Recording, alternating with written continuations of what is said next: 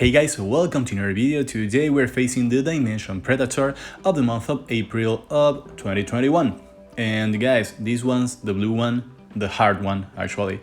And even though the boss is water elemental, we'll be using Birdie Heil. Guys, I have to let you know, using these free-to-play units, even though my runes are great, you remember that the runes are not what actually matters against these Dimension Predator, even though they help in order for you to tune the attack order of your unit. But yeah, it was hard. It was really hard. It took me about 8 tries to clear this, to get the right RNG needed for me to clear this. And guys, a few tips here. During the first wave, get rid of the 2 light units that will revenge, and make sure you heal your Birdie Heil. And if you can, push back one of the blue units, because they may end up blitzing your Birdie Heil and killing him turn 1. So yeah, in this run there's a risk from the first wave.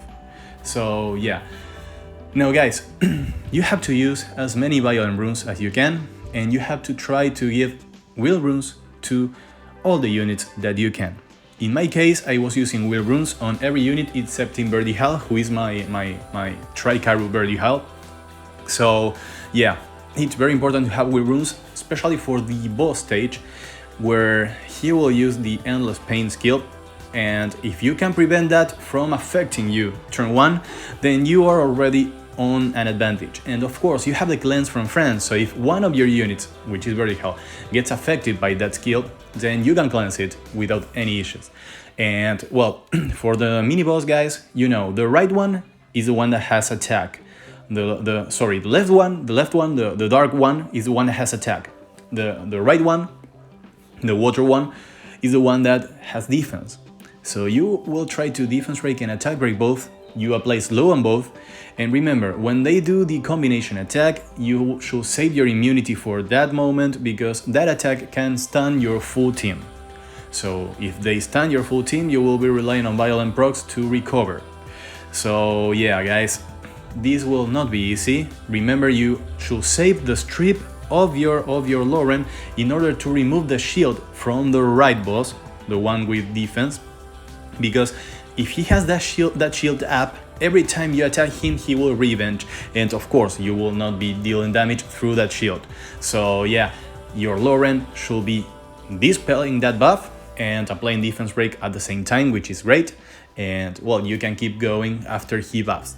And remember guys, if you are in a tough spot because your units procced a lot and you find yourself about to kill one of those units with your crow there, with the Dark Inugami, remember that the team up attack deals almost no damage. So if you are in a clutch situation like that right now, for myself, I use that on the right one, because the right one is the ones who resist most and with the highest defense and HP, and so I used the team up attack and I was safe. I didn't kill him by an inch, but I didn't kill him. So yeah, for this third wave, it's hard as well, because those high elementals, the water high elementals, have the ignore defense second skill. So usually they should be using the third skill, but you know guys how RNG works. They will use the second skill and they will destroy one of your units if they are not attack broken or controlled. So you will be depending on pushing them back and controlling them with your Lucian, with the AoE attack of your Lucian that can stun. So you will be relying on a little bit of RNG right there as well. So yeah, there are a ton of RNG instances in this run. So once you get rid of those, or once you know that you will prevent them from attacking, you should work on replenishing your skills and healing yourself up, so you are ready to face the final boss. Now that's what we did here, so we will be able to destroy the final boss. And remember, I used that skill up front because the cooldown will make it available immediately after the wave. So here guys, I will try to defense break the boss, but here the right tower will strip you and harm you, but the left tower is the most dangerous one, because that thing will push the attack bar of the boss by 50%. So you may want to keep that under control with your Lauren sometimes, guys. So you have to be checking that out. And remember, when you hit the boss 15 times, he will revenge, and that revenge attack will defense break you and brand you, one of your units. So, and remember, even if the final blow is the attack number 15, it doesn't matter. Before moving on to the next phase, he will revenge, defense breaking you and branding you. So yeah, keep that in mind as well. This is a very hard fight. Now, having will runes is amazing here because of the endless pain won't affect you. But that doesn't mean that you should buff your immunity again with your Fran after turn 1. You will wait until the boss deals the attack that absorbs your buffs. And then after that, you can buff your immunity again, because he will not use that until 2 more turns. So yeah, guys, you have to consider a lot of things, especially during the first phase. Now, the rest of the phases of the fight are blitzing the boss.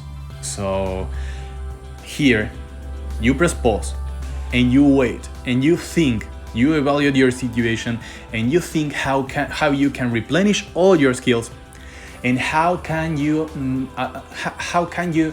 get your Fran to buff immunity and attack buff at the right time in order for your full team to be on immunity and attack buff before moving on to the next wave. So yeah, the final attack should be after Fran buffs attack and immunity.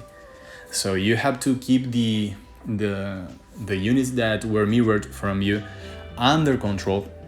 You should keep them on check, and remember, you should deal the final blow after your Fran buffs attack. Now here, that was the perfect situation because that crow is about to die. It doesn't matter which unit attacks him, he will die. So now I can buff, I can kill that birdie hell. That's it. Now I will be moving on to this phase, and it starts with endless pain, and we don't care because we have immunity. So, and we are full skill, we have full HP as well. So now we try to defense break, and that was clutch because you need to land a defense break. So if they 15% you, then you are screwed. And well, guys, you saw that what I did. I pushed back the left tower because that tower may push the boss, and I don't want the boss to be pushed. So yeah, I got stripped, and now I have to think about healing myself, which sucks. Which really sucks. Right there, I got the revenge of the boss, and I survived by an inch. And here, guys, when he uses the Watcher's Eye, you should remember that he will be absorbing your HP. So landing the first skill ablution or the second skill of Lauren will be very important to prevent the boss from healing up. Even though he will still be reducing your HP, he will not be able to heal up. And remember, that it does not last forever. So that skill lasts 1 round of each of your units, and that's it. So here, guys, I was almost dead with my Lauren, but she is alive. So I have the time to replenish my skills, to heal up my units, and then to come out of this strong in order to blitz the boss next turn. And the boss will be taking the unit that dealt the most damage. Usually that unit will be Crow. So yeah, and Crow is on violent runes. So yeah, it's very important for your unit to be on the most possible violent sets. And well, you will rely on some clutch violent procs as well, because we are using a free-to-play team. If you had a, let's say, a blue lolly, the water or gold girl, well, then she may be able to help you a lot here because of the defense break, the slows, and the cleanses. The cleanses will and the heals will be very good here. But you saw, guys, we destroyed him because remember, once he curses one of your units, that unit will deal twice the damage, and your Crow will deal a ton of damage because he deals damage based on the amount of harmful effects on the boss. So yeah, this run was not clean, but yeah, it was very fast. Now, what rune should you choose? Here we have 3 interesting runes. One is the Destroy rune, which is the first one we will discard because Destroy is not a very good set. However, those subs are great, but you may not be looking for Destroy. However, there are a Will Rune of HP percent, and there is a Vampire Rune with attack percent. The Vampire Rune is the best one, for sure, because those subs are amazing. It doesn't matter where you land it, that rune will end up being great. However, I will look at that rune. That rune is amazing. You can't go wrong with that rune. However, this Will Rune has crit damage and attack.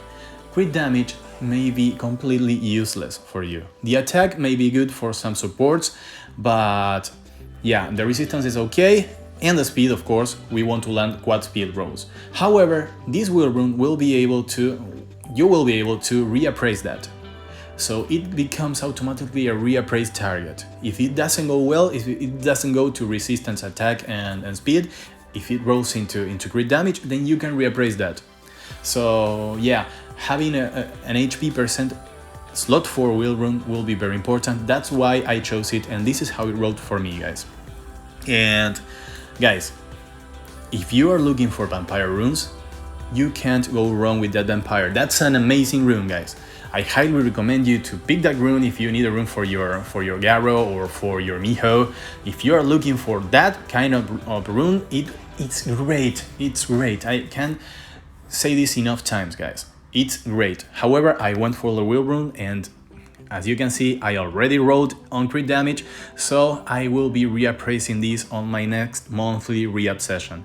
So guys, I hope this was useful for you. Leave a thumbs up, leave a comment, subscribe if this was useful for you. And well, if you have any questions about the game, let me know in the comment section. I will be very happy to reply as always. Guys, see you in the next one. Bye bye.